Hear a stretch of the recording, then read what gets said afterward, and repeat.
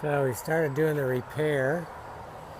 We first are nailing each one on both sides. Really makes them sturdy. We decided to repair all of them. Decided that they were really quite solid, and okay, I do need to do some caulking. So in doing so, what I'm doing is I'm putting the first layer of caulking on and really pressing it in to the weathered wood. Now I think in some of these cases though I'm seeing chew marks. I think when the roof started to go, the squirrels were chewing their way in just to get by them. So it's a combination of chewing and weathering. But either way, we're repairing it all. So you can see we're starting to look better. Now we have to do multiple layers on some of these to build them out.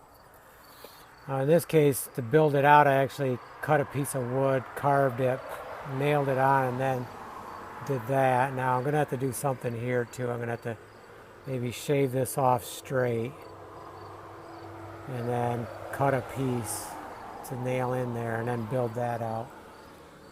This one's even worse, so I guess we'll first do the other one and then we'll look at this one.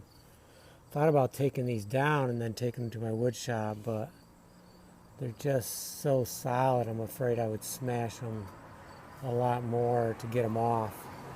So I'm going to try to do my repair right here. It's going to be more carving and a little tedious, but can't use the sander. But that'll be okay. So we're gaining, you can see what these look like before. Crooked, really loose, just, I don't know if you can see that.